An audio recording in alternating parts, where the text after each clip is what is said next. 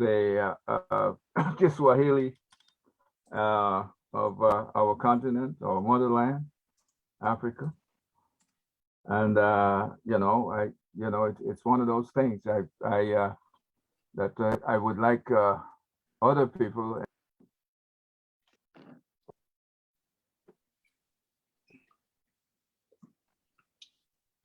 Your audio, Baba Moses.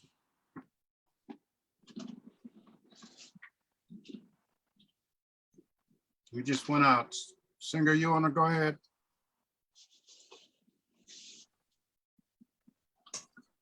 You just went out. Singer, you want to go ahead? You just went out. Singer, you want to go ahead?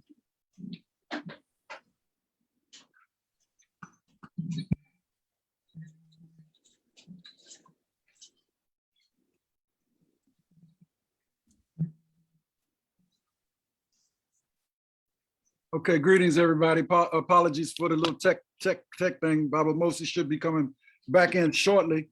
Brother Congo, are you there? Brother Congo? Yeah, he's there.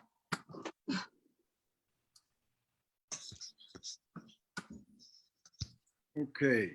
So anyway, Baba Moses was going to open up. So I'm going to open up real quickly, to save time.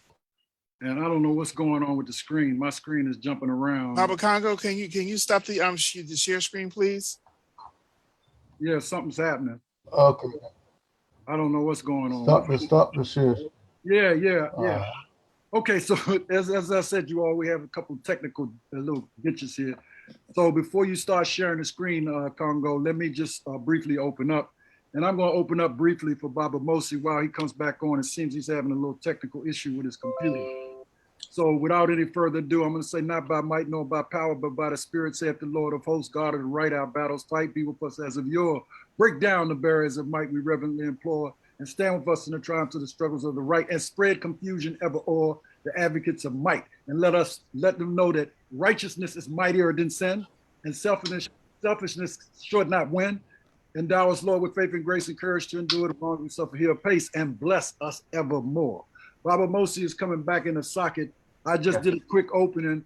I'm Senghor Jawar Baye. I'm the First Assistant President General of the government of the UNIACL RC 2020. I'm going to turn it back over to our President of Division 330. I want to welcome all our guests. Baba Moses, while you're having problems, I went on and did a short opening. So I'm going to turn it over to you so you can go ahead on and take it from here.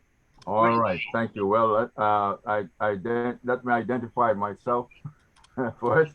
Baba Moses Matsimula, President of the Woodson Banneker Jackson Bay Division, UNIACL RC 2020 here in Washington, D.C. We are starting this Zoom. If you don't know what it is, I think I need to give you a little reminder. Here is our poster here. This is what we are doing here. It's the West Papua Freedom, the ultimate campaign for victory.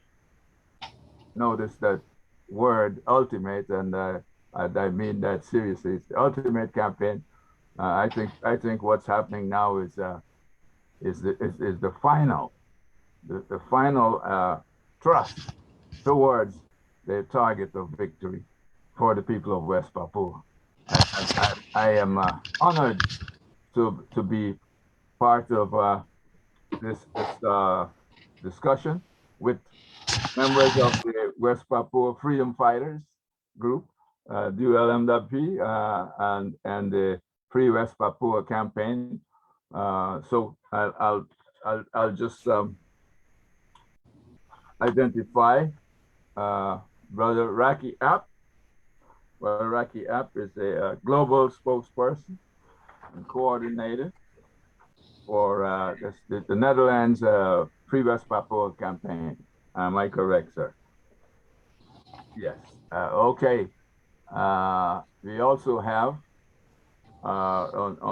his compatriot, Marius Gwenda, who is the coordinator, the Free West Papua campaign coordinator here in the U.S. It's the first time he's been on with us, but I feel like I've known him because I've spoken to him a couple of times. And and tonight we're gonna have a great discussion for those of you who have not been on the first discussion we had. It's going to be great because you know, we've got two young people, future leaders. You know, future leaders, because you know, the future belongs to the young, and so they're the future leaders. I mean, ooh, Baba Congo. Baba Congo, please mute yourself, Congo. Yeah, you did. Okay. The future leaders, and you know, we should have had on. We posted that we would have the interim president of West Papua, President Benny Wenda. Unfortunately, he's a very busy man and very busy at this moment, and so I'm sure the representation we have here will do justice to the president in bringing to us the happenings right now of the West Papua Campaign for Freedom. So let me I'm giving that as a sort of an introduction to the panelists, and you know, we're going to try not to waste any time since we've lost quite a few minutes here already.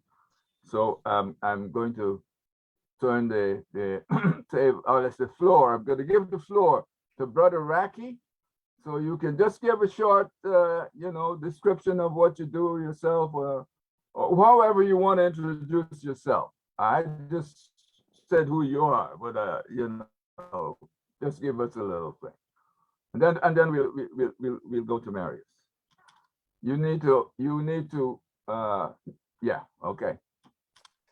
Yes, first of all, I greet you and welcome you all in one of our languages, which our interim presidents usually do.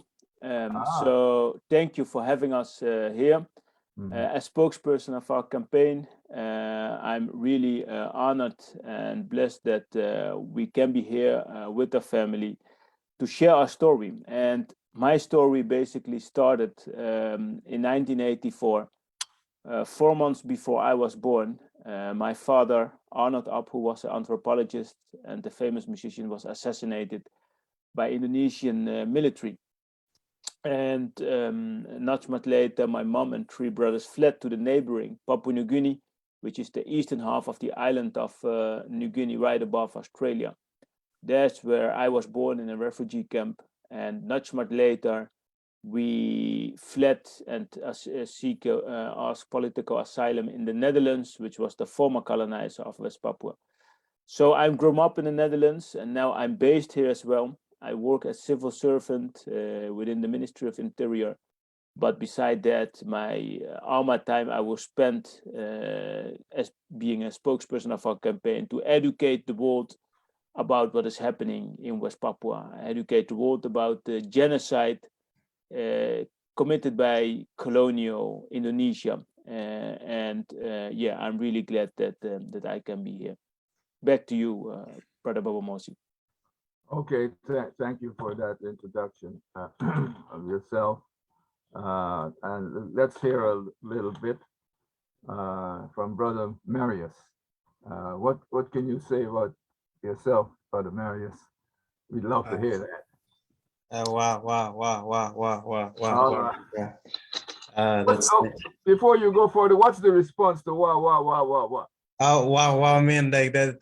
Thank you. It's like means thank you, and that's thank you for welcoming us, and that's we go by a lot of things like welcoming, and also thank you for the opportunity, and that's basically thanks. Okay, great. Yeah, great. And yeah, thanks for the opportunity they're giving us, and as my brother Raki said, And yeah, for myself, I'm from the one of the students that got a scholarship from the autonomy courses, and I just finished up my school last year.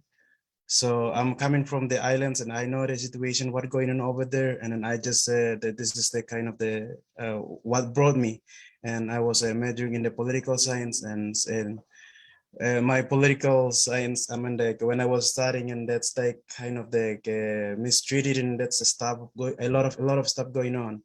So that's why I decided to I will join with the brother Rakiab and Mr. Wenda, and then that's how I ended up here. And yeah, and the problems I know, and then I also born in the islands, and I know I grew up in the, I thought like that's part of the culture, but when I come over here and then I see like that's totally different, and that's not supposed to happen, but it's happening right now. Thank you again. Well, you know, we way ahead of our program, our agenda. So what I'm going to do is allow you, Brother Raki, to continue with the presentation of what you may have set up for us, so that, you know, because as you said earlier, it's your duty to inform people and to raise their consciousness as to what's happening in West Papua. So wherever you want to start, let's start right now. Thank you, Baba Mosi, and the entire family supporting us this evening. And so, yeah, let me, for the audience who have never heard about West Papua, it is not your fault. And this is why, because there are some structures, as we know, you know, who built from slavery to colonialism to the capitalism system we know today. Those are the parties, those are who are in power, and made sure that West Papua was kept a secret until this day. So that is probably why a lot of African brothers and sisters haven't heard about what is happening to the brothers and sisters right now in West Papua, because the world kept it a secret, from the white Dutch colonial systems to the greed US corporations such as Freeport-McMoRan, who meddled into West Papua with the world's largest gold mine in West Papua. Those kinds of economic interests are the reasons why they want to keep West Papua secret. They don't want to expose the genocide there. So let me go back in time, when in 1800 or 1700, the first Europeans, traveled to the East Indies all over the world, and they arrived in the area of Indonesia we know today. And the first one who took that territory was the Netherlands, under the name Dutch East Indies. They colonized the territory and took all the spiceries and so on for their trade. After Indonesian independence in 1945, 1949, the independence war, which I support, because where colonialism is, we must fight it. So it is Indonesia's right to get the independence. But after Indonesia got the independence, West Papua, so the western half of the island of New Guinea, was basically part of the Dutch kingdom until that time. And we got another name, which was Netherlands, New Guinea. And the Netherlands prepared us towards independence. And in 1961, you can see the flag behind Brother Marius, which is the Morning Star flag. The Dutch gave us the Morning Star flag. They prepared us with a kind of military force. We got a first government. It was all installed on let me say it correctly, December 1, 1962. 1961. So we were ready to take control of our territory, but it didn't came that far, because the US meddled in an area which they described, we now know as the Cold War politics that Vietnam played at that time. So they didn't want that the Russians takeover of Indonesia. And so they forced the Dutch to hand over West Papua to the Indonesia we know today. So the Dutch prepared signed an agreement in 1962 on how they prepared the West Papuans with the government and the land flank in 1961. In 1962, August 15, they signed an agreement which we know as the New York Agreement in the headquarters of the United Nations. So without the consultation of the indigenous peoples of West Papua, our future was decided between Indonesia and the Netherlands. And from that day on, Indonesia basically occupied West Papua, because a couple months later, Indonesia invaded West Papua on May 1963 with a military operation, and they have never left since then. And the result is that 1/3 of our population have been killed. More than 500,000 indigenous West Papuans have been, murdered, women raped, children killed until this day. And the misery is still going on, because since Indonesia set foot on West Papua, foreign media are being banned from reporting West Papua until this day. Who is allowed to come there are corporations such as Freeport, the world's largest gold mine, second largest copper mine, British Petroleum for the LNG project, and all kinds of other companies are more than welcome to extract our resources, to destroy our environment, and to kill our people. And that is the reality as we speak. And that is why our campaign exists. And that is why the United Liberation Movement was born. And that is why we are doing what we are doing, educating people about the right of self-determination of the Black people of West Papua. Oh, thank you. In a nutshell, back to you. Thank you. Robert. Yes, thank you for that historical background. It's important that we make this known to people here, especially in the United States, and but also around the world, in the African diaspora, especially. And I'm saying that is not that everybody should know about this, but the fact is that colonialism has affected so many people all over the world. It's that we're in a situation where the priority is finding a solace for ourselves, and so it's hard to bring ourselves to think about others when we are in the same situation. But this is why we have the UNIA. Right? The UNIA is that organization that was formed to unite Black people all over the world, and that, believe me, Melanesia was not left out. It's as much as we're saying it, Negro. The word Negro is a word for Black, and the Universal Negro Improvement Association, which was formed to improve the lives of Black people on this planet. It's a global organization.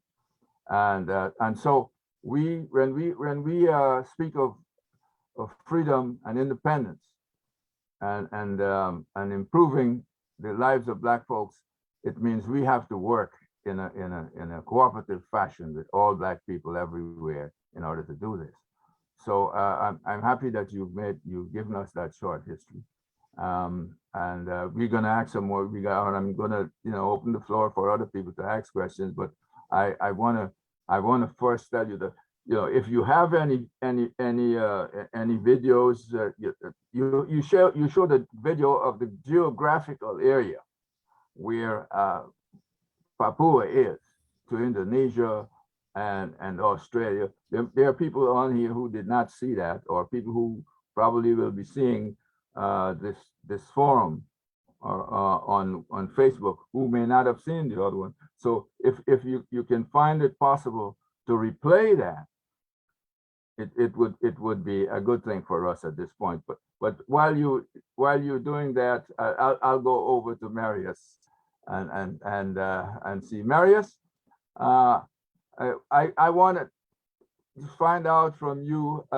You've been affected. You grew up in the islands. You've been affected by all this colonialism as well, and you are working here in North America to bring the consciousness of our people here as to what's going on.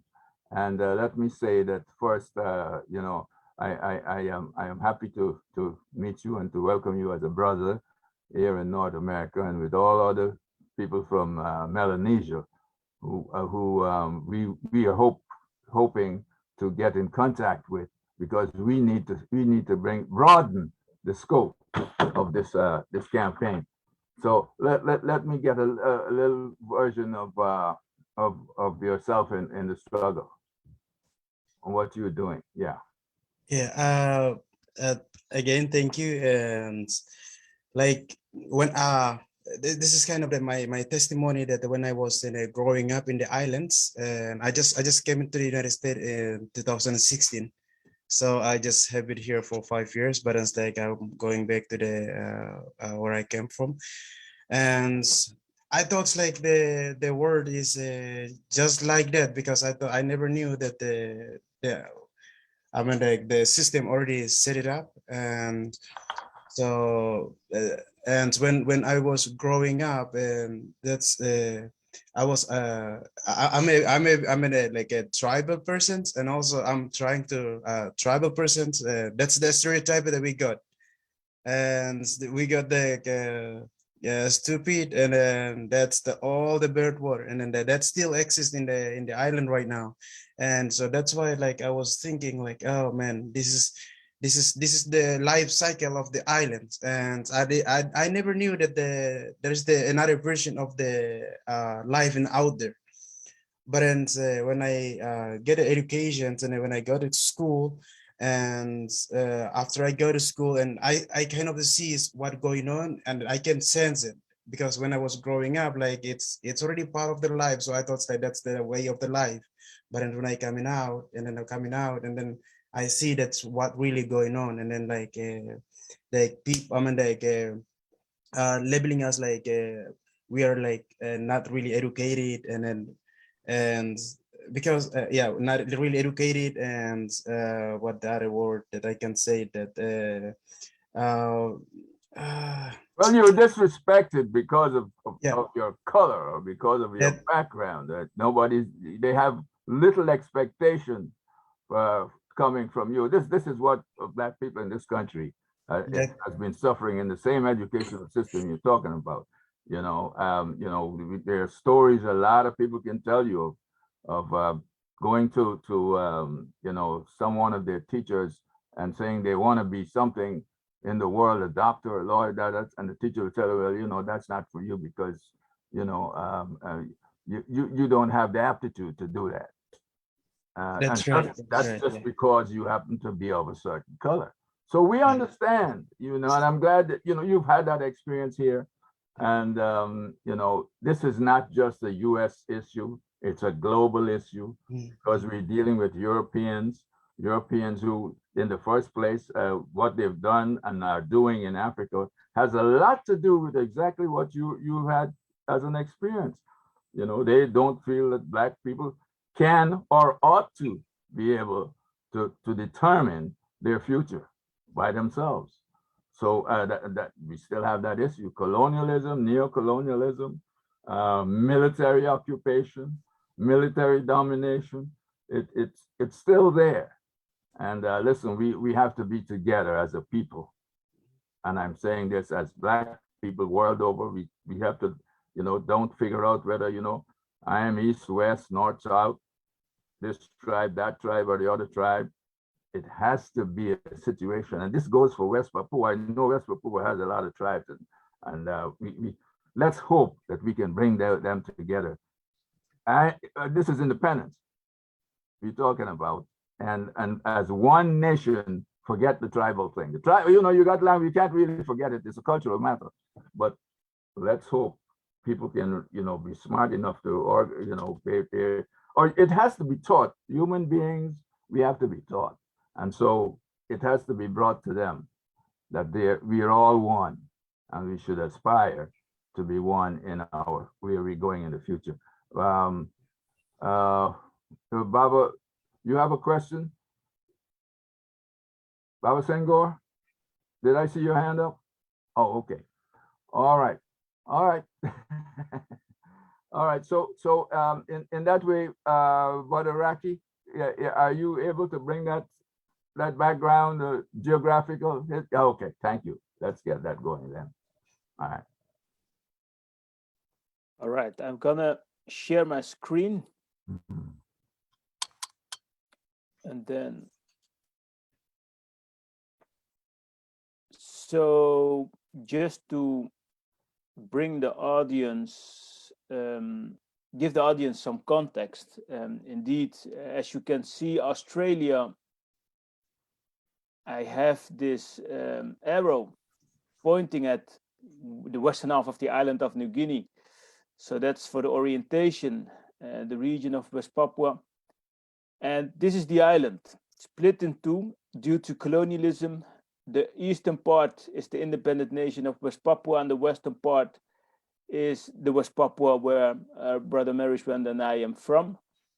And as you can see, these are a lot of indigenous tribes, more than 250 in West Papua, and in Papua New Guinea, more than 1,000 different tribes with their own very way of living and language. So it's a very unique, diverse cultural hotspot in the world. And these are the images, as I talked earlier. When West Papua was prepared towards independence, we got this Morning Star flag, our own army, ready to take control until the moment that the US interfered and the Dutch signed an agreement without the consultation of the indigenous peoples of West Papua. So our independence was hijacked. And this is the result. This is the main reason. The world's largest gold mine, owned by US mining corporation Freeport-McMoRan, at the heart of West Papua, the single largest taxpayer to Indonesia. And we are living as so-called poor citizens in Indonesia, knowing that we are the richest province, if you perhaps in the world, if you look at the just 1 or 2 million indigenous West Papuans. And of course, BP with one of its largest LNG projects, and once again, our land, environment destroyed, human lives and destroyed, and culture disappearing because they want to make profit. And the recent years, we got these palm oil companies also coming in, once again, violating human rights, destroying our environment and our culture. And these are the images, not from 100 years ago, not from 50 years ago, but from the recent years. And the daily reality, for us, slavery didn't end. We got slaughters, lynched brothers and sisters by Indonesian military forces. As we speak, this violence, this is the reality for West Papuan children. And this is one of the reports of Amnesty International, and the title says everything. Don't bother, just let them die. Killing with impunity in West Papua. This is happening on the world's largest tropical island, one of the most unique land and marine biodiversity hotspots in the world. And this is why we have launched a so-called Green State Vision during the last climate summit. Because if the environmental organizations and the world leaders have protected indigenous rights of those in the global south, in Africa and the Amazon, but also in West Papua, we didn't have this climate crisis. It's that simple. They should care about Black lives. And the UN is underlining it. Protecting and ensuring the collective rights of indigenous peoples to land and territories is the best way to prevent a further climate crisis. It's about unfinished colonization. And the global silence about this has made all of this happen. And that is why we are here, to educate them about what is happening, about the genocide, ecocide, and unfinished decolonization. And our mission is clear: educate the world about what is happening there. And now we got a lot of peoples in Melanesia, in the Pacific, and also in the African continent, in the Caribbean countries supporting us, with, I think, now more than 84 countries demanding a United Nations human rights fact-finding mission. to West Papua. So that's a huge diplomatic win for our United Liberation Movement and for our campaign. And this is what we've launched a couple of weeks ago in Glasgow, Scotland. Our Green State vision: when we got the independence, we're gonna take the lead the world out of this climate crisis by preserving our ecosystems as our ancestors did for thousands of years. And this is the way forward. So I have a short movie compilation. Is that okay for 5 minutes? Where I can give more context. Is that okay? Yes, yes, yes, yes. Just as much time as you want. We need that information, whatever information you can give us. Okay, so this is like a compilation. I just give a short presentation, and this is hopefully giving more context about our resistance, about the suffering, but also the global momentum, how we've created so much, momentum from such a difficult situation. Thank you. All right, there we go. Do you have sound as well? Yes. Yeah. Okay, there we go.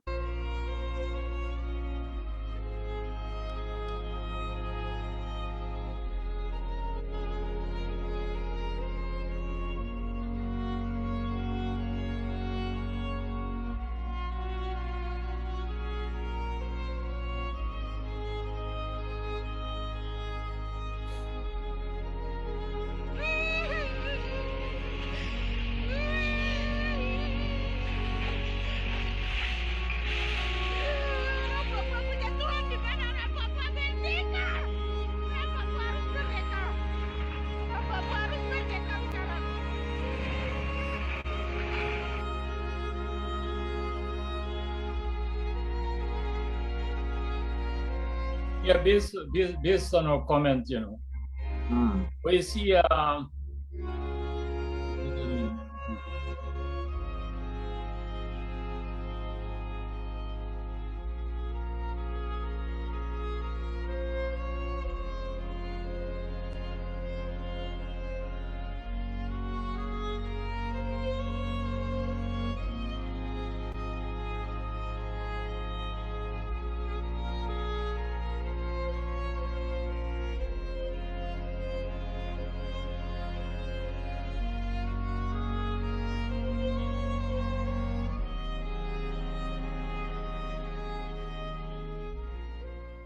West Papua was a non-self-governing territory known as the Netherlands New Guinea. In West Papua. Of West Papua. West Papua. West Papua. West Papua. Western Papua. Human rights violations in West Papua. We have left them behind some 50 years ago when we as a family of nations noted their plight without much to add. Since then, the people of West Papua were never allowed a proper act of self-determination.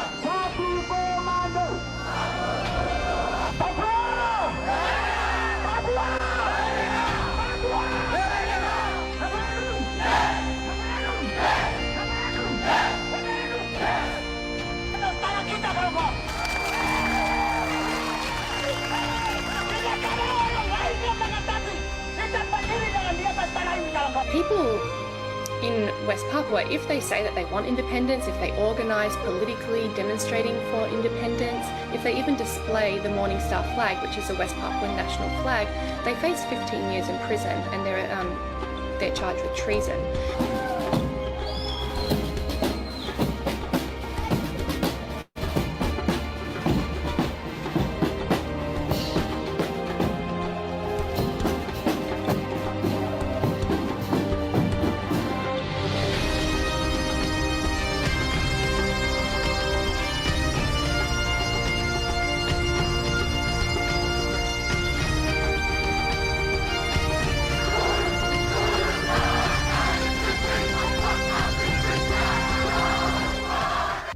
In one of the most remote parts of the world, the existence of an entire culture is being threatened.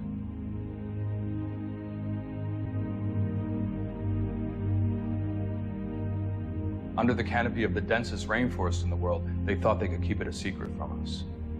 They think we won't care. They actually believe that we won't do something about it. Now it's time to do something.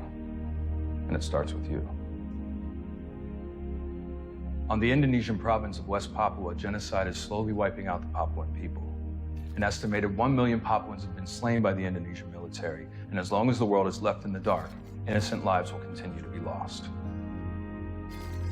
Papuans endure torture and murder carried out by the Indonesian military every day for simply living on their own land.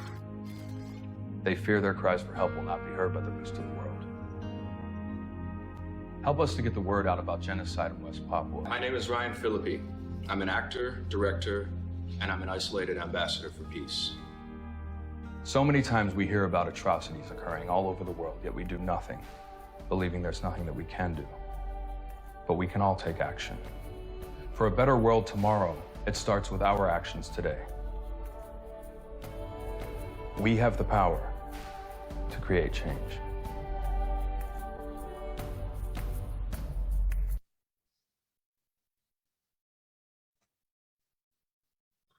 All right, Owamosi, a brief summary about the momentum and the situation in West Papua. Yes, and that was a message, a profound message that you know, if we are organized, we can do something about it. This is not something that, however, that we can leave for other people. Let's say we cannot wait for other people to do the job for us. You know, we have that actor who, you know, I think he's an American actor. He's come out as ambassador. He has empathy for the people of West Papua. And for me, I wish I can have something like that coming from one of our Black politicians here in the United States.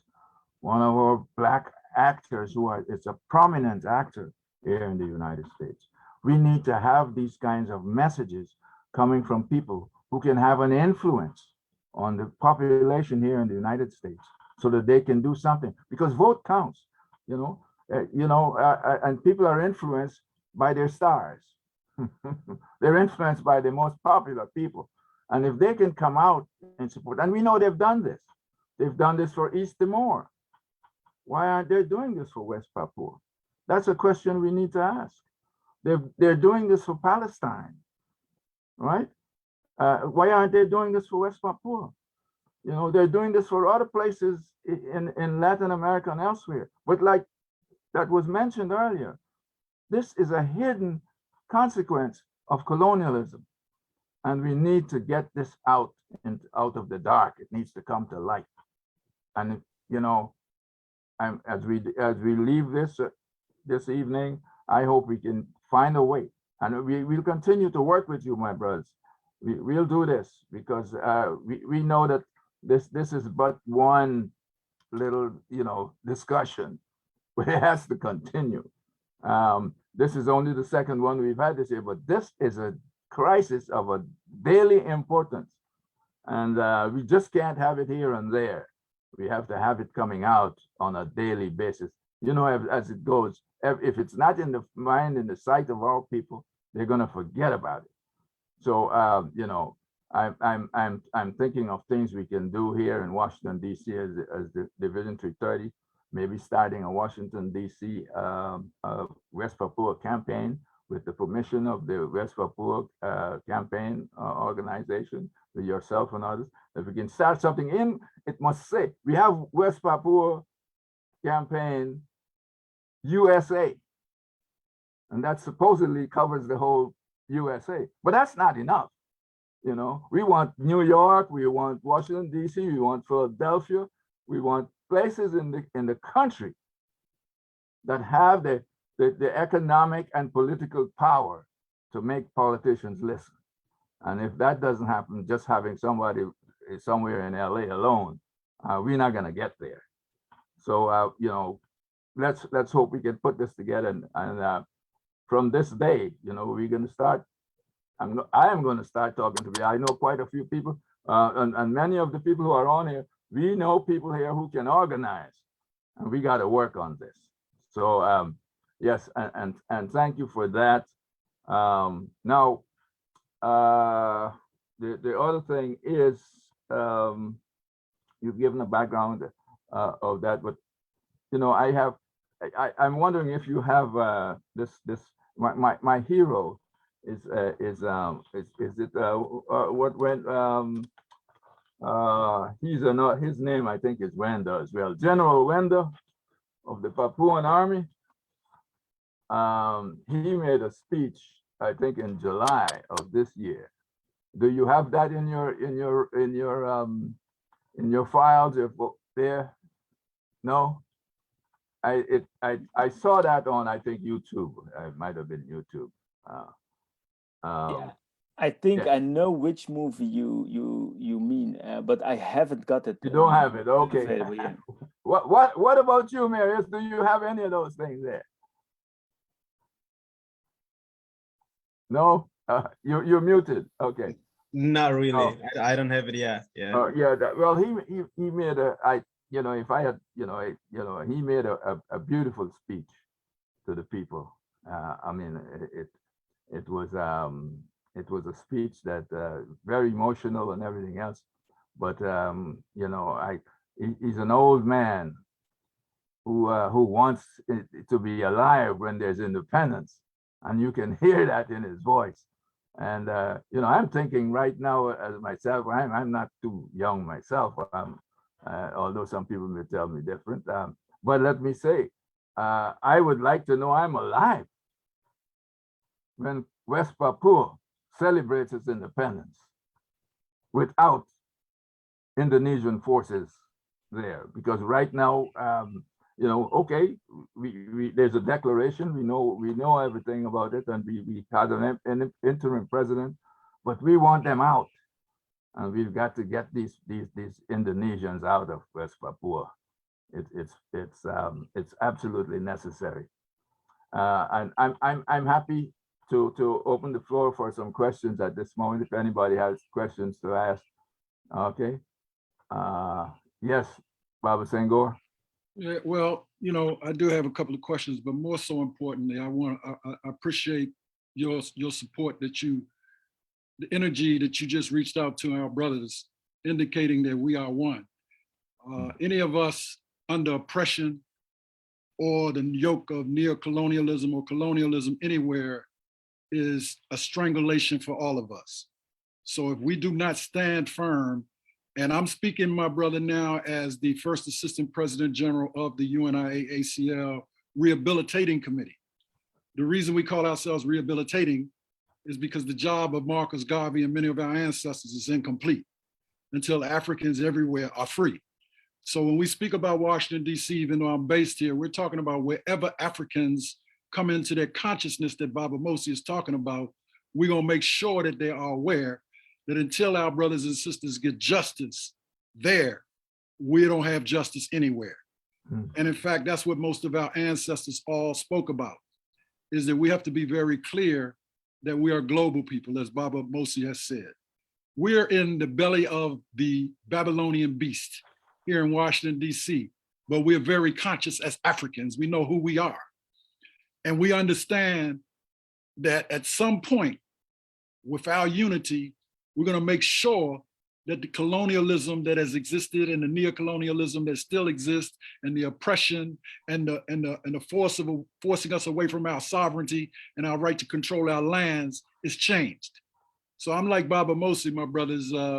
I hope to be up this side of dirt when that happens. But even if we aren't, our ancestors are waiting and watching, and we will be ancestors waiting and watching and powerful, because we know we come from a great history.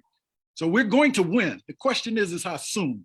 And the question is how quick can we get the apathy? And I want to just throw that out to you all. Baba Mosi has already opened the door, though, because when we speak about Washington, D.C., we're speaking about the whole UNIA. And I'm here with Baba Mosi, along with others on this call, on this Zoom, sisters and brothers alike. But we want you all to know that anything, in any way, we can be of assistance, not just through Zooms, any messages that you send us, we will do everything we can to get them out. And as Baba Mosi said, we know other people, but it is critical that we move now. 2022 has got to be the year of advancing awareness to Africans anywhere that are being mistreated.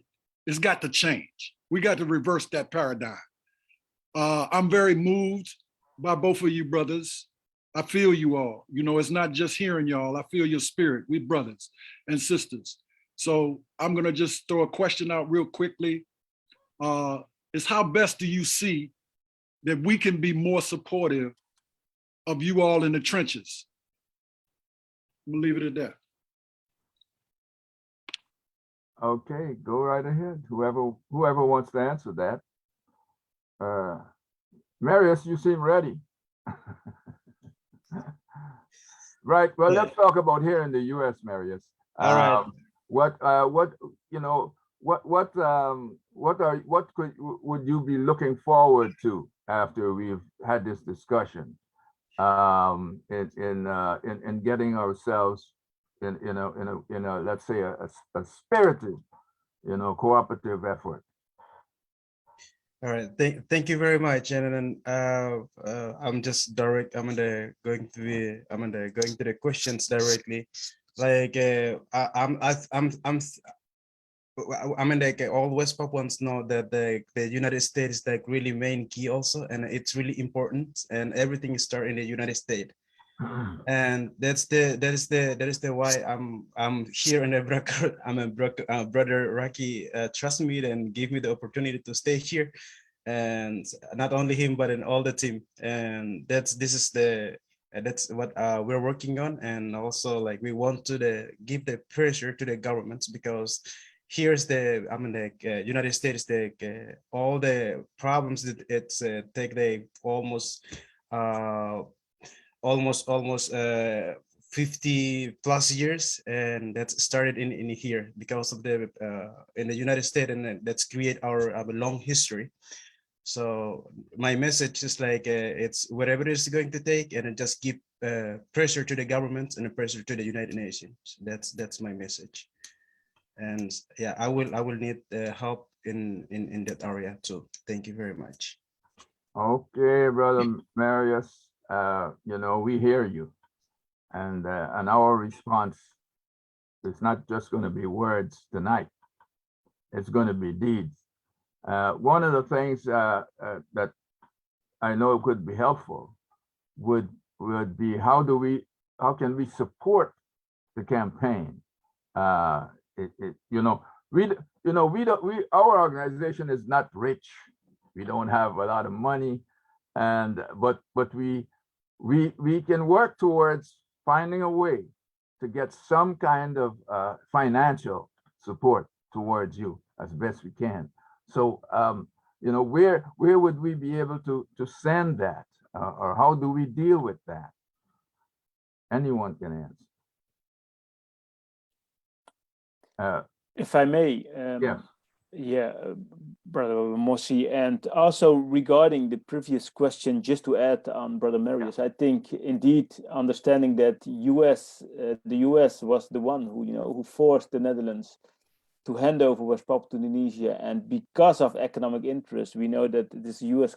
mining corporation who owns the world's largest gold mine for 50% now.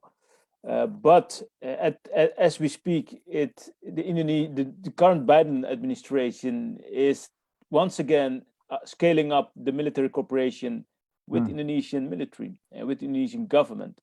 So we have seen the immense movement of Black Lives Matter, and we want to make this next level. Our brothers and sisters in the US have a huge, powerful position. And I think, your organization, the UNIA, can play a historic role in this by facilitating our story, our campaign in the US, in every city there is, to connect with all this, African diaspora, the Black Lives Matter movement, to educate them, to weaponize themselves with an even stronger story.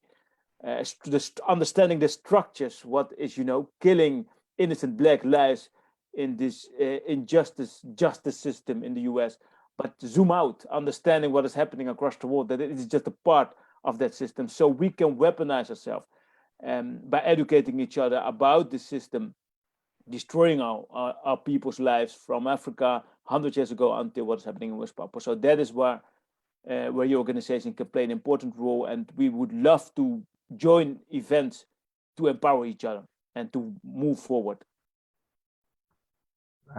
Right. Thank you again. You're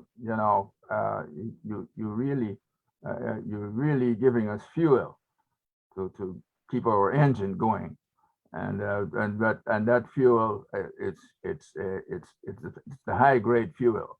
Because I'm feeling emotionally, I'm ready. I'm ready to go. I think we had a question from Sister Mama Ya. Mama Ya, did you have a question?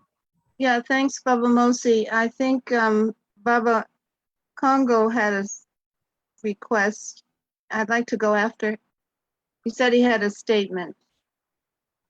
Oh. Baba Congo, he sent a chat. Oh, I see. I don't have my chat open. I'm sorry. Okay, go ahead, Baba Congo. Greetings, guys. These are. I'm happy to see you all. I want to go back a little bit because the blacks that are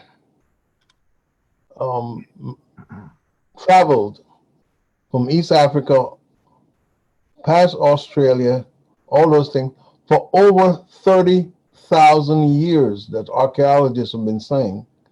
Okay, it's not something that just happened.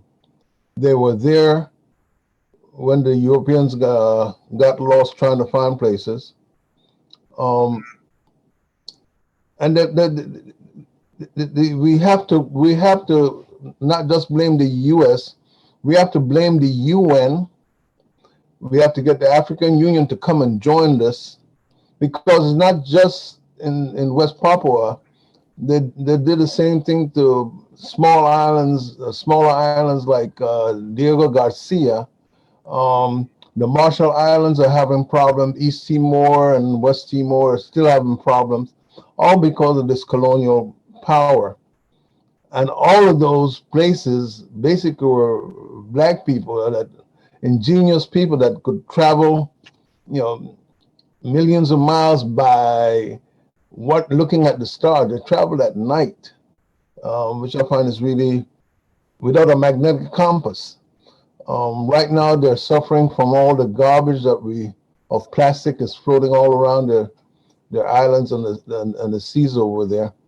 And it's unfortunate that no media, black, white, European, Spanish, nobody talks about anything to do with the Pacific, except to advertise that they can, you can go to the beaches and they can drink exotic drinks or whatever. So anyway, I think this is a big struggle. It has to be, when I saw those bulldozers, the bulldozers looked like they were doing what they're doing in Palestine and everywhere else, unfortunately. And I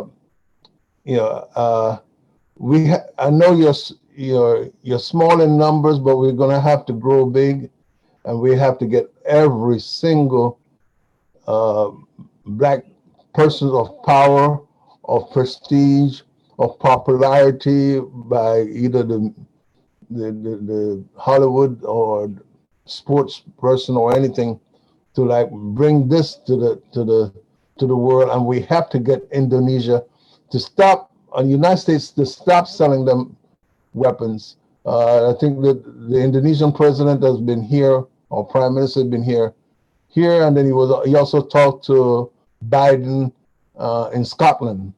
I don't know what they talk about, but it's not anything that I can see that can improve the lives of the people in Indonesia, unfortunately. I mean, in West Papua. Anyway, that's all I have to say. But welcome, guys, and we're gonna be soldiers trying to reverse this mistreatment of the genocide, because brother Rafi said that it was 500,000. Here, this gentleman that was on the video said it was 1 million. The press only have there's only like about 3 million people on the whole island. So that you're talking about like 1/3 being wiped out. Yeah, not on the whole island in West Papua. The West Papua. Yeah. Okay. Anyway, that's all I have to say. All right. Then we'll go to Mama Ya. Thanks, Bubba. The only comment that I wanted to make in reference to the recent victory that brother and sister who belong to this this division won a small but mighty victory against the government and people who wanted to desecrate our ancestors' remains. And the victory that they won, it wasn't lost on me that we are not struggling against flesh and bones. You know, there's energies and spirits. We need to walk with the walk that defines who we are and what we can do and what we're supposed to do to reclaim the planet, because we're all in the same position in regards to this energy, the god of war, destruction, and everything against life and light and peace. And so we have this worldwide struggle that we have to claim as a victory, one by one by one. But we just have to do it because we're called to do it. So I give you blessings, and I want you to know I'm expecting the victory in this case and many others. Yes. Thank you, Mama Ya. Yes, that's wonderful. Yes, Mama Ya was speaking of a court case that we in the Universal Negro Improvement Association, as a coalition partner in what is called the Bethesda African Cemetery Coalition, which has been fighting against developers in this place called Bethesda in Maryland. They desecrated an African cemetery, and they thought by doing that, there wouldn't be anybody who cared. But that we have some members and the members of the Macedonian Baptist Church in that area who care. And they brought this to the attention of the authorities, some politicians who promised that they will help and all that, but then when they got into power, they just dropped the ball. But in any event, the struggle continued. And so we had a small victory in the courts, where the courts stopped this developers from doing anything else that is further desecrating the cemetery. So that's a small victory, and it shows that with determination, because that is what it took. It shows with determination, hard work, and the decision that you're not going to stop until victory, that you can do this. So listen, folks, that was small for us here, but it was a victory, and it's encouraging. And so it's encouraging to us because we're looking at you in West Papua, and we're looking at what is going on a global scale and on a national scale. And we're saying they're ignoring you. But if we work hard enough and raise the consciousness of the people, because this is not just Black people who were fighting to get this thing. This is a coalition of people, and it included political people, it included environmental folks, and to get this done. And so when we say that we will work this out in DC as a vision, and then trying to start this campaign organization here in West Papua campaign, right? Free West Papua campaign, Washington DC, it's because we would like to bring those people in, like to, you know, let them know what's happening. You know, we've got another fight that we can fight. So again, you know, we have to understand that it takes work. It takes a lot of time from us, but we can do it. And so don't be, you know, I shouldn't say don't be discouraged, because I know you're not. You've been fighting a long time. I know you're not. So we are encouraged, I should say, that the struggle will continue and until final victory. Now, we spoke also about small victories. Recently, I understand that in the Melanesian Spearhead Group has recognized West Papua as a full member. Is that, how is that going? Is that true, or is it in the application is still being reviewed?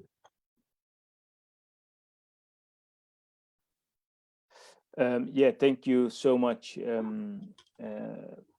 for all the remarks and the comments and feedbacks first. And yeah, regarding the upgrade of the UMWP within the Melanesian Spearhead Group, we are still at the moment observer member. The application was already filled in, but we had some hiccups due to the COVID restrictions the last 2 years, where the Melanesian Spirit Group couldn't come together, and there are some dynamics in the Vanuatu politics, and that's why the Melanesian Spirit Group couldn't forward the process of the application. But our expectation is still that the UMWP will be full member in upcoming months, hopefully, and if not, just 1 or 2 years.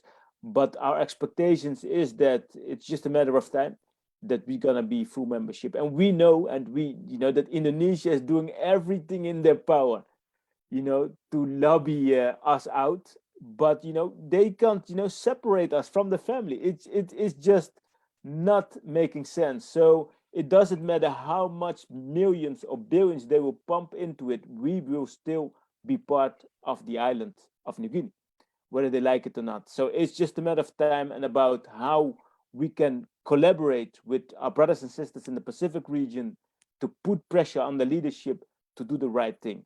It's our, commitment, as we have heard from you and Mama Ya, that commitment is there. And I want to highlight just a quote of our late brother Martin Luther King Jr., who said that those who love peace must learn to organize as effectively as those who love war.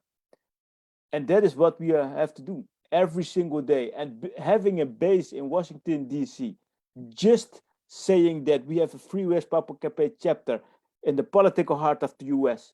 will make them panicking. Just highlighting that. So imagine if we were going to start planting seeds there. I am confident something will grow, because that is nature. When we plant the seed, something will grow. We don't know how big it was gonna be, but we can. Everything we planted 10 years ago have become a forest, and that is why Indonesia is panicking. And that is how all these powers, world powers, the UN, Australia, who are working, this cooperation, destructive cooperation, afraid, because we are planting seeds everywhere and things are growing, whether they like it or not, whether we have no money and they have billions, the truth is coming out. And that is why I'm so confident with this conversation, knowing that whatever we do, it's going to make impact, and they're going to be panicked. Thank you. I think we need to, for those who may not know, because you know, Brother Raki, I may have an idea of what's going on in the Pacific and some of our audience, but there may be a whole lot of people who have no idea what we're talking about when it's when we say the Melanesian Spearhead Group. So if you can give me some background on that, who are these people, and why is Indonesia part of this group? Because I just can't fathom it. You know, Indonesia is not Melanesian, but so give me your take on that.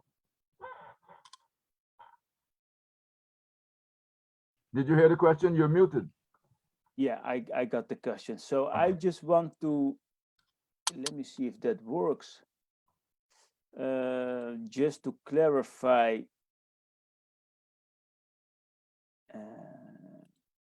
yeah, I'm gonna share my screen once again.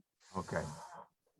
And I'm just gonna share this video, and then I'm gonna talk about it. So this is a promo video of West Papua becoming a observer member within the Melanesian Spearhead Group. We want to upgrade it. So you see the countries who are part of the Melanesian Spearhead Group. Okay. Can you see that? Yes, yes.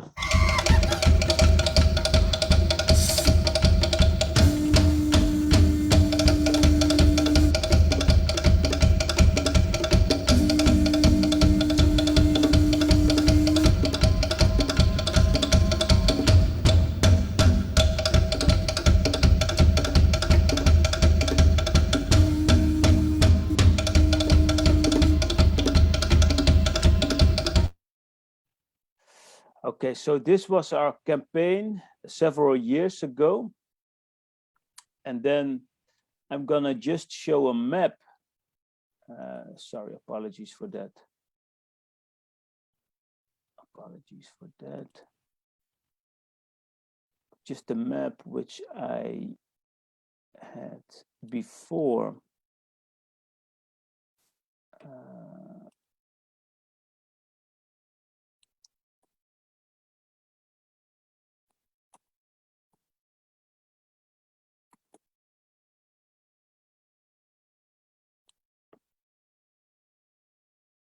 All right, sorry for that. Let me see.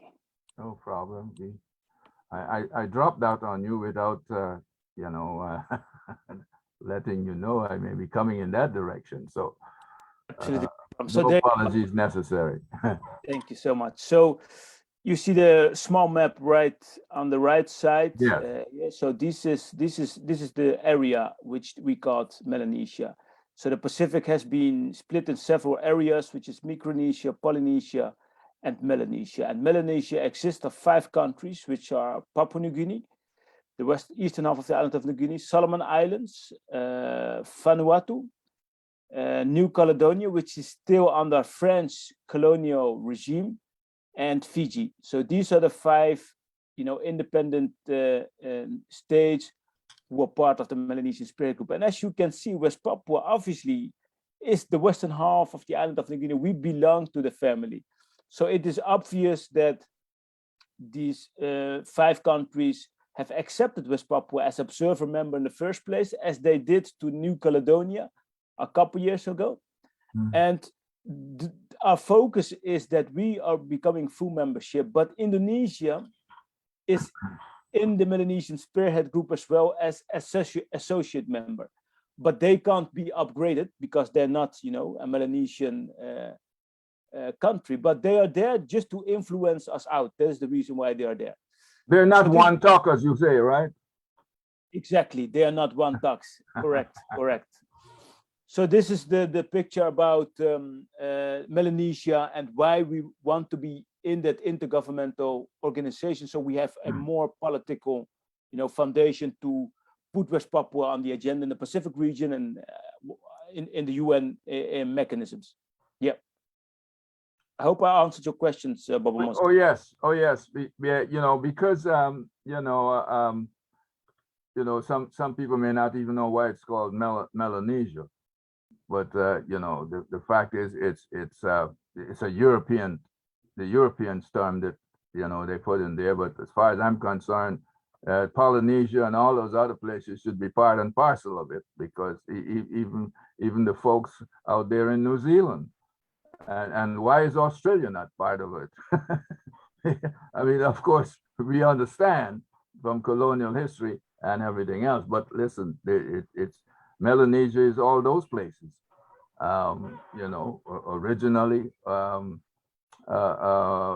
the Aboriginal people, and as they call them, I mean, they're they're black folks. So hey, and Melanesia is about what causes that color, black. That's absolutely true. Yeah, absolutely. So you know, the slogan is very clear. You know, it doesn't matter where a black man is coming from, his ancestors in African. We know that's our slogan. So we are always connected. Yeah. Okay, Baba. Sorry, Baba Senghor. Yeah, I just want real quick. These are good points. This is good conversation. I don't know whether either one of my brothers are familiar with Runoko Rashidi, who recently became an ancestor, but he's traveled to many of those locations, and he's still out traveling an ambassador, even though he's an ancestor. But Runoko is kept me very much, and many of us, very much aware of what was going on in that whole region. And we have to understand a lot of the names that we've been called by somebody else, they ain't our names, y'all. But let's deal with the real root of what y'all were just talking about, melanin. We don't have to say Melanesia, melanin people. So, but the point I'm making is that we have to define ourselves. That's part of self-determination. We have to name ourselves, but we must reclaim ourselves. Too many of our brothers and sisters around the world do not understand that that we are majority people, and we have brothers and sisters all over the world. So I just want to remind us, especially for those listeners out there, no matter where you are in the world, whether you're in Washington, D.C., whether you're in the West Coast, whether or not you're in the UK, whether or not you're in Africa, listening to this and listening to us on Zoom, you can do something. And one main thing you can do is put your pen to power and push it and write. You know, send messages to all the politicians that may represent you in the areas you're in, telling them that it's ridiculous that they are not speaking out about the genocide and the murder and the killing that's going on with our brothers and sisters around the world. And I'm just going to leave you one word that Marcus Garvey said. Warn all the people of the world to be careful, because there are more trees in Africa than there are in the United States.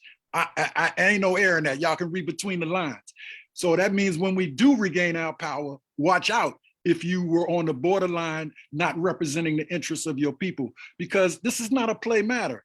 And Mama Yao, you're absolutely correct. Any victories we have are victories for everybody.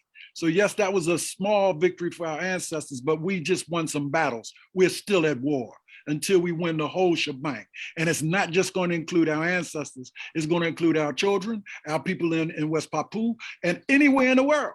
Meaning, we have to govern ourselves and take back control from these people who are desecrating not only humanity, the planet. So we have to really keep it real plain and simple. You know, anywhere where our people are treated unjustly is an injustice to Africans everywhere.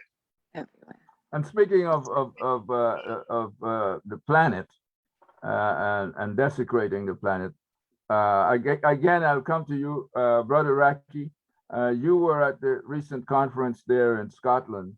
How were you received when you spoke about you know, the issue of not you spoke about the world, of course, I assume, but I'm sure you represented West Papua there at that conference.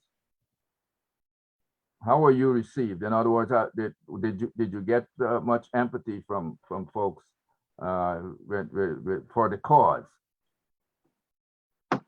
Yeah, so yeah, thank you for the question. So regarding our attendance at the climate summit a couple weeks ago, I've just shared my screen once again, just to give some context.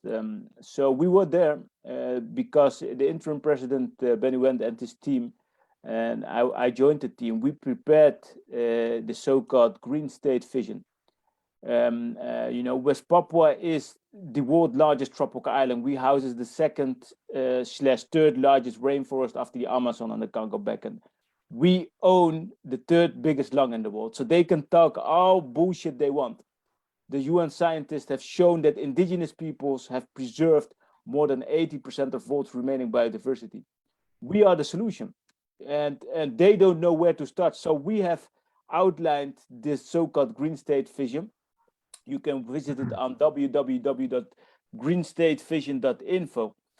And what we've done is just, obviously Indonesia was in the official spaces, the so-called blue zones, and we didn't have accreditation, but we were there because we know we have the weapon. We own the largest tropical island, so we don't need their approval.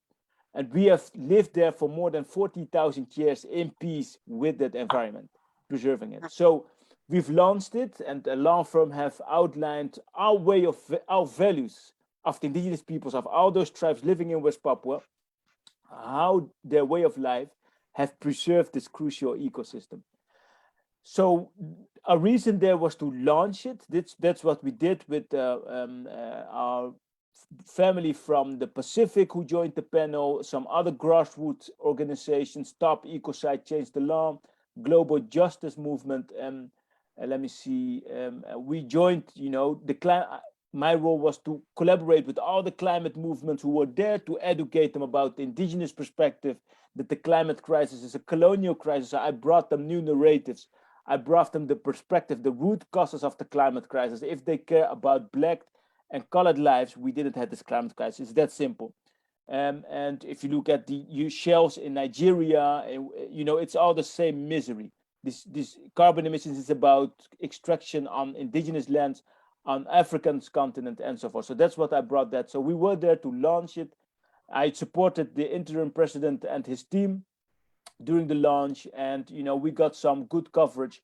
And this is what the director of the Global Justice Now movement, who joined the panel, said about the Green State Vision. He said that the UMWP had created a more compelling vision of how to deal with climate change than anyone from the world's wealthiest countries gathered at COP26. We are not victims.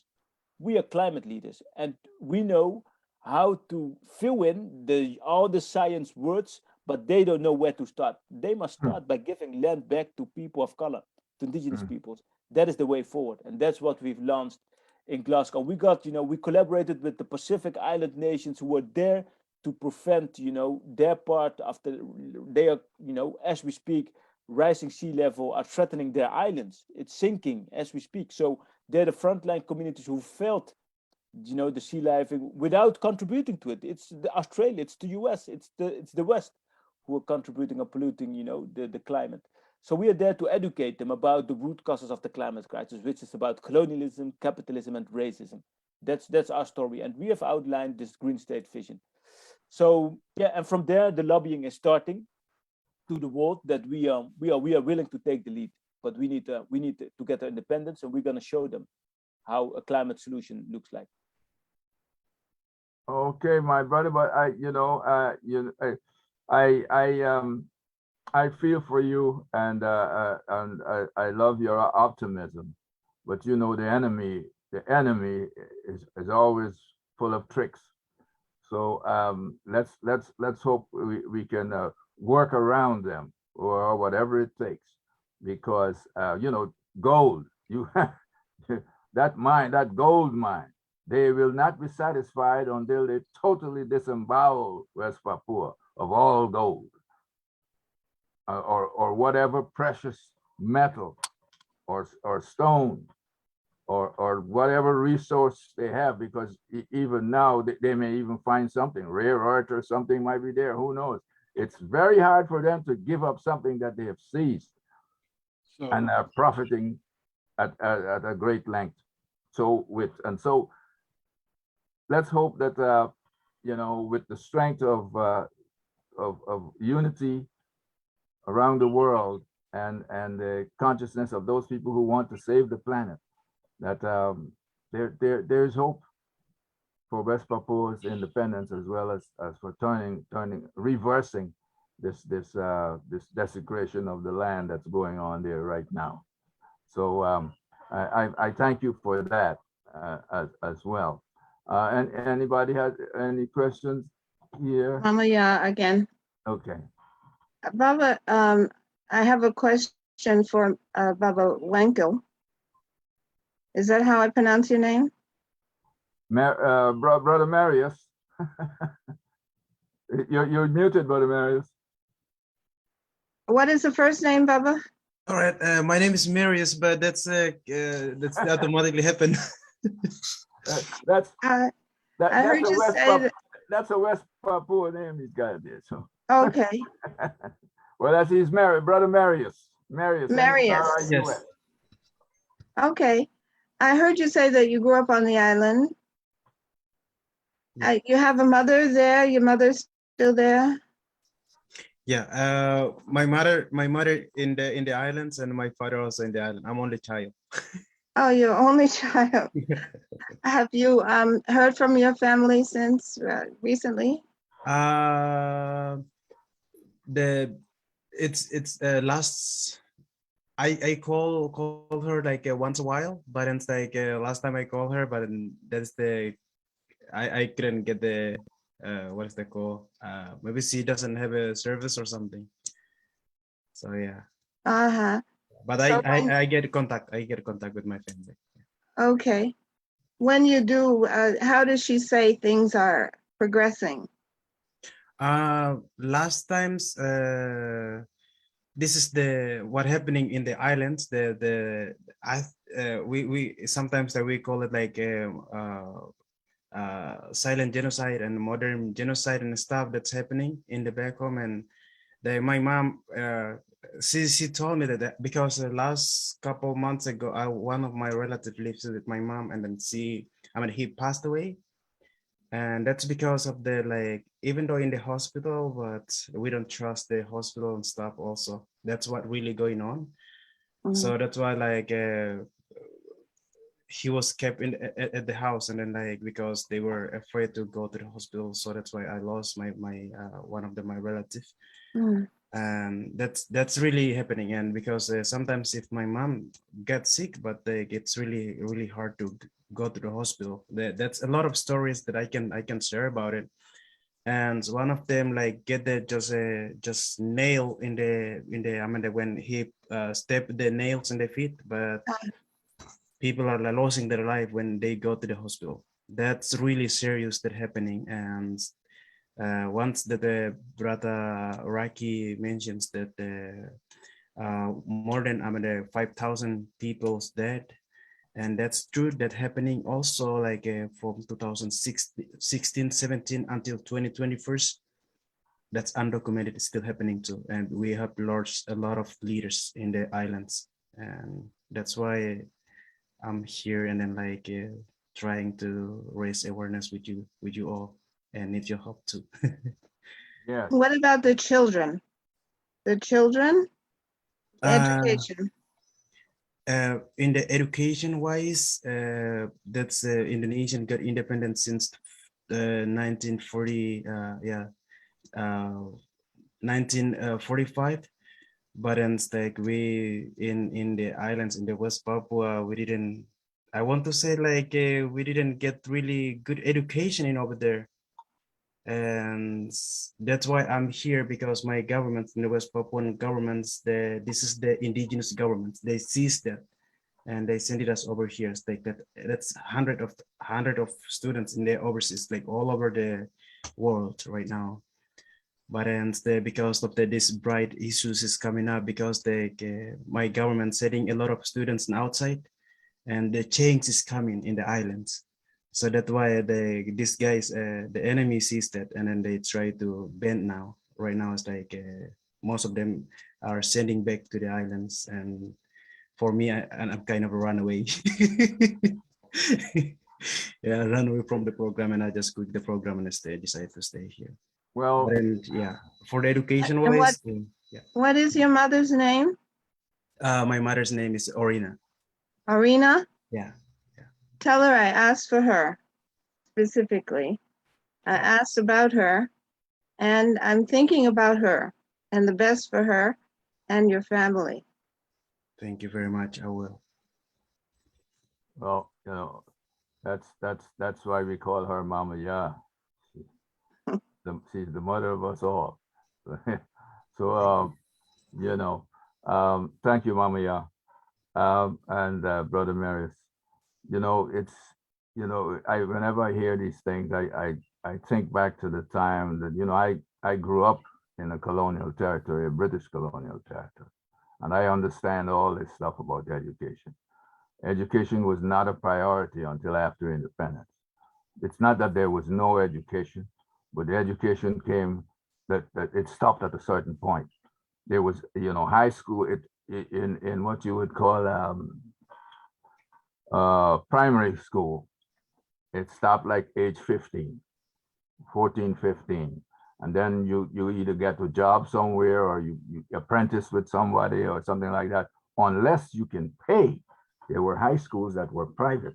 Unless you could pay, you can afford, I should say, unless you can afford to pay to send your kids to school, high school, there was no education above that level. So it was a tough thing, but it worked out for some. And so, you know, there were times when you got one scholarship a year out of the colonial government to send somebody to a university in Britain or somewhere. You know, it was that sort of thing. So you had, I went to high school for a certain time and couldn't afford it anymore. So what I did after that was I did correspondence courses from schools in Britain. So that's how I further educated myself. But I understand when it comes to education in a colonial place, the Dutch did not do much educating prior to you. They didn't even think you were going to be independent until they were forced to. But I understand that. So there's a lot of work to do. Yes, sir. Yes, Babu. No, I just want to clarify some things. I mean, I hear you all, but let's be very clear. Let's don't forget Dr. Carter G. Woodson and Asala, the miseducation of the Negro. You know, I know many people that got all kinds of degrees and they're not educated, at least not from an African perspective. And I grew up here in Banneker City, Washington, D.C., and I had all kinds of opportunities in so-called public education in college, et cetera, et cetera, et cetera. But until I became conscious and started studying from an African perspective, I didn't know nothing. I'm gonna make it very clear. They have these schools, and it's good to go to school, it's good to get basic education, but let's be also clear that while they are miseducating you about who you are, they are programming you to be a laborer rather than a human. And I want to make that absolutely clear. Until we control our own self-determination, when we use the word education, we need to be very clear. Yurugu never strive to educate us of who we are. In fact, they are not educated to how to even take care of the planet, as we just heard. So we need to be very crystal clear. And I understand, though, what you just said, though, Baba Mosi, about colonialism. But growing up in Washington, D.C., and having parents and grandparents that grew up here and got good degrees and all, they'll tell you the best way they got educated about Africa and who they are was not in their school systems. It was at home. And I just want to make that profoundly clear so all the listeners are very clear. You can have all the PhDs you want, but if you ain't working to raise your consciousness as African people, it don't do us no good. If you're working for them, you're working for one of them corporations that's ripping off our gold. You know, I want to make that clear though, Baba Mosi, because we get confused. We talk with a forked tongue. You know, you can have 10 degrees. Julius Garvey got 9, and he'll tell you, that's not the degrees we want. We want the degrees of sovereignty and freedom, and we want an African education. Back to ancient Kemet. The energy that built the pyramids is what we need. And that's not what they're teaching in the schools, y'all. However, you need to get the basics of education. I totally agree with you on that, but I want to make it clear. If we had gotten education, then you would have tons of people rising to this issue right now. But because we've been miseducated, we've become too apathetic, and we work for the system instead of working for the Most High and the ancestors. And I'm gonna close on this point, Baba Mosi. I ain't hoping. I know we're gonna win. The question is when we gonna win? I ain't got no doubts about us winning because, first of all, the same oppressor that's oppressing us is killing the planet. So if we continue to let them kill the planet, ain't nobody gonna be here. And we ain't gonna allow that to happen. As my brothers say, science by excellence, we're gonna change the paradigm. I had to say that, Baba Mosi, so I can make it clear. All right. Well, if there aren't any other questions coming up, let me go to our guests and let's take a little interlude of music. And you know, I know West Papua, you know, the guys there, they produce some good music, including reggae. So what you guys got for us? Raki or Marius, what do you have for us with music that you can play for us tonight? Thank you, Brother Baba Mosi. Brother Marius, did you prepare some music for us, or you I hope so. I have some music, but that's like once our Pacific brothers and sisters they did for West Papuans. It's all about the what is that called? Hope. Free West Papua. Yeah, that's for hope for the generations to come. So we want to see the what is the freedom test like? All right. So, yeah, I think. Okay.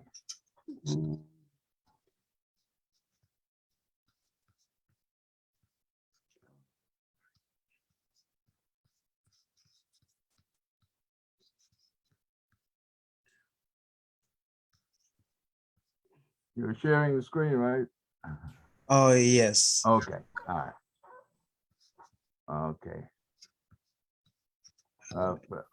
While you're doing that, I'd like to say that you know that when it comes to music, you know, that beat, that reggae beat that I see that's being played all over Melanesia, it has a source, and that's the heartbeat of the Melanesian people, and the Melanesian people, not just in the geographical Pacific Melanesia, but the Melanesian people everywhere. So you know, that music is great, and Marius, you seem to be having some problems there. I can reply in the meantime on the question of Baba Congo about intelligence, security, spies of Indonesia. Yeah, they are everywhere. In Glasgow, they were following us. They were disrupting our launch event. They were following us. So they have eyes everywhere. Yeah, so trying to disrupt our activities, but it isn't working. We are making momentum, and they have to get used to it. And regarding the UN, yeah, we are trying to scale up the UMWP's position internationally, but we need the governments and especially the African Union to make firm steps in facilitating the United Liberation Movement. And that's a constant process of lobbying. Absolutely. Okay. Does it work, Marius? Otherwise, I can share a song. Does it work? Go ahead. It's already here. Go ahead. Yeah. All right.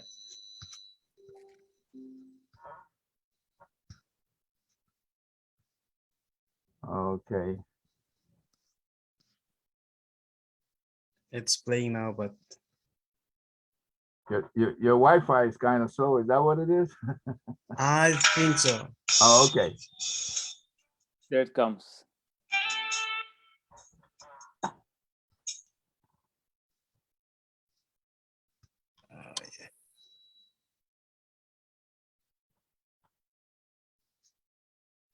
Oh my, sorry.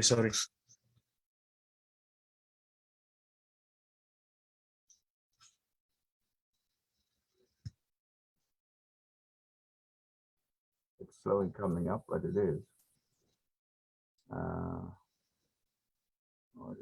Free, yeah, that's the. I think that's the one I was talking about. That's Yeah, the Free West Papua. yeah.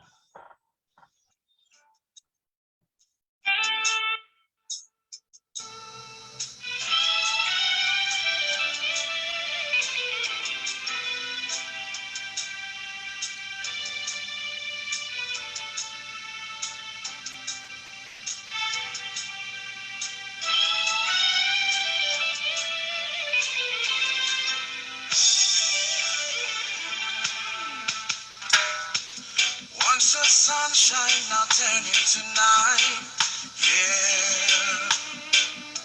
When hope has gone, still waiting for a brighter day. Somewhere beyond the mountains and valleys, you can hear the children are crying, with tears falling like rain. Still waiting for the rising sun. I'm staring at the horizon. Let's join hands with Melanesia and pray. Free West Papua, America. Let's join together now in unification with Melanesia. Free West Papua, America. Stand together now in Melanesia. Can't you see? No place for the hurt. Victims of discrimination for the right to be free. Every day in fear of being tortured. Why is this have to happen? Where is the love to love? Waiting for the rising sun. I'm staring at the horizon. Let's join hands with Melanesia and pray. Free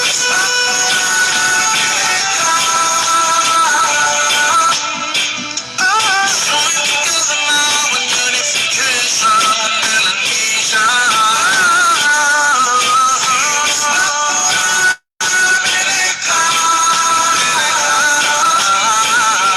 Stand together now in Melanesia.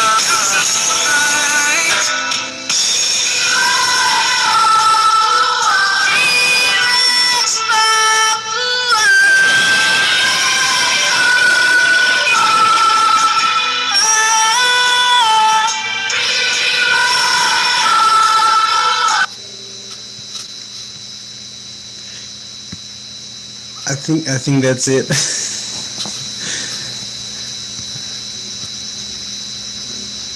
Okay. Okay. Well, thank you, Brother Marius. We all need to get a copy of that so that we can have that to play in moments when we feel that we need an uplift in dealing with West Papua.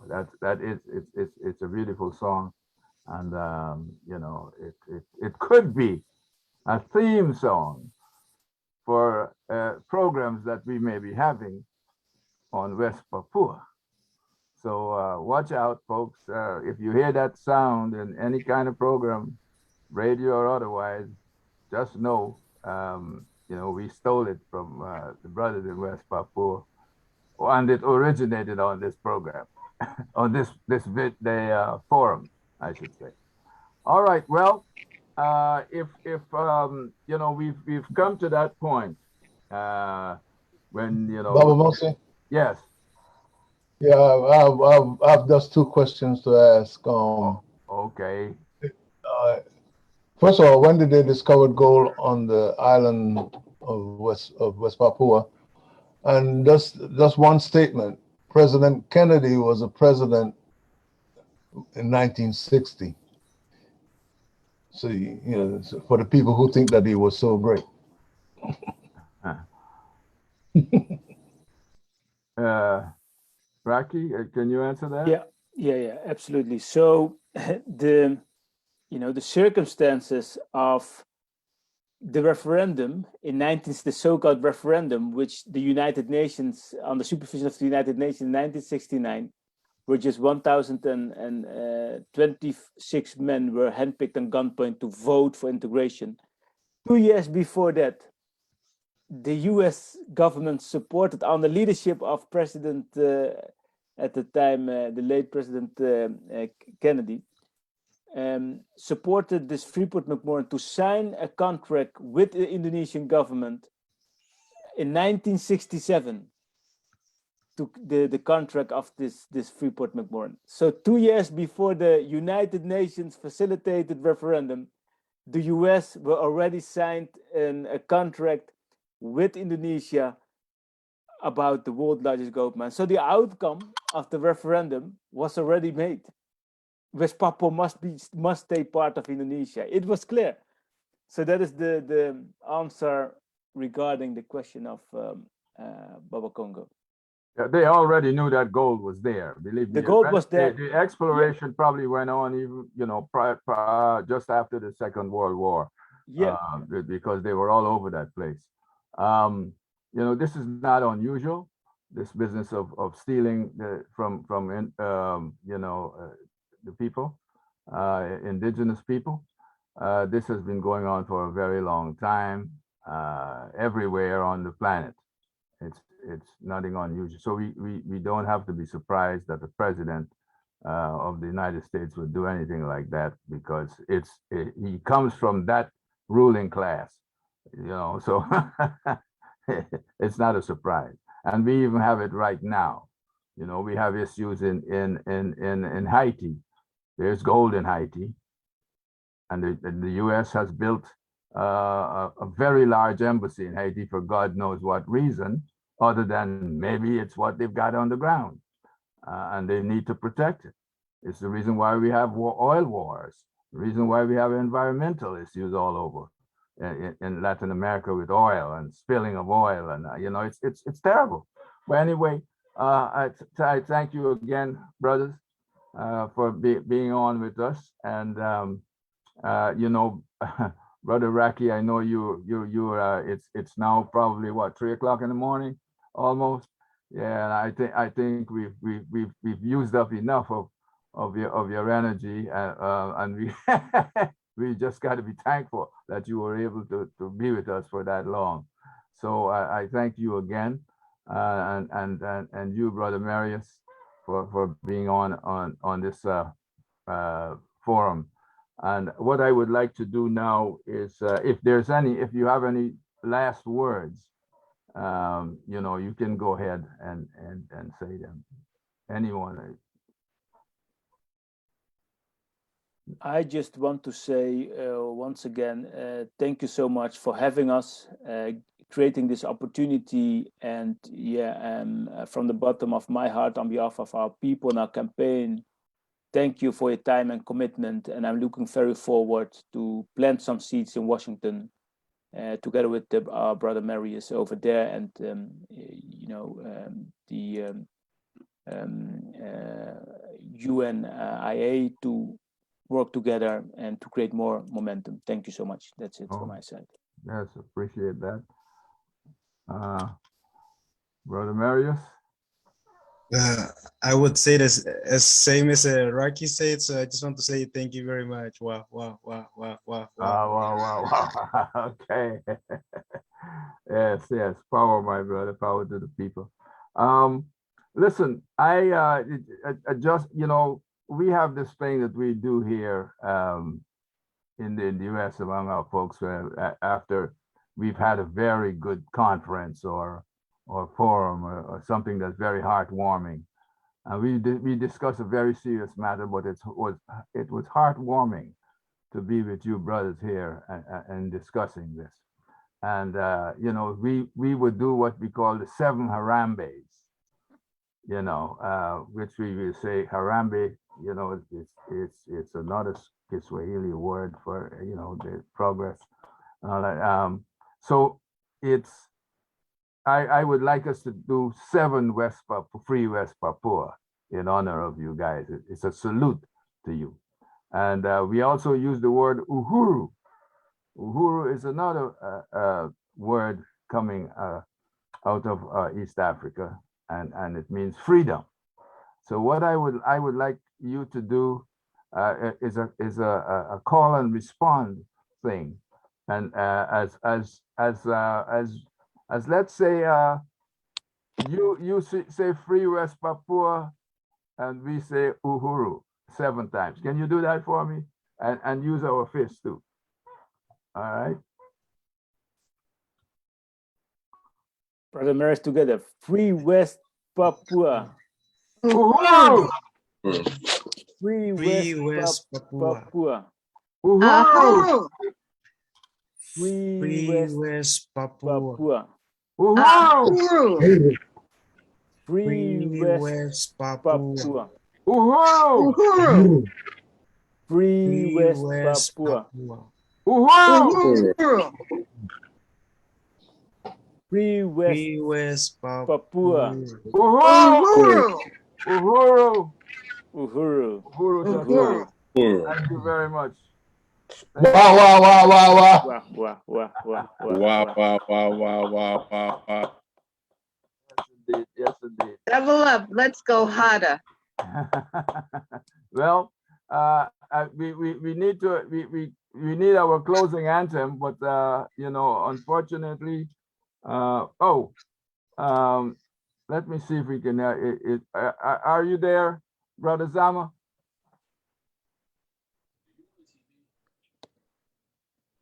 Do you have it? Well, he probably didn't queue it up, but the share. I'm not even sure he's still there. He's what it is that you know, our engineer is not on site. He's not at the technical desk at home. He's doing something off site. So you know, he probably doesn't have the ability to share that with us right now. But you know, our closing anthem is usually the Ethiopian, universal Ethiopian anthem. Do you have what is the anthem? Do you have the anthem for the freedom fighting anthem, the West Papua anthem? I know there's one. Do you have that on file? You can play for us right now.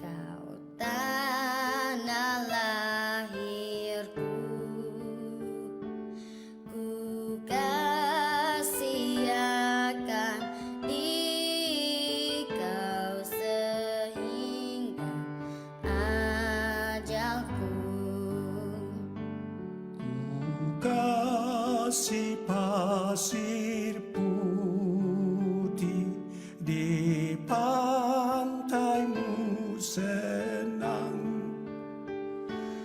di mana lautan biru berkilat dalam terang. Ku kasih bunyi ombak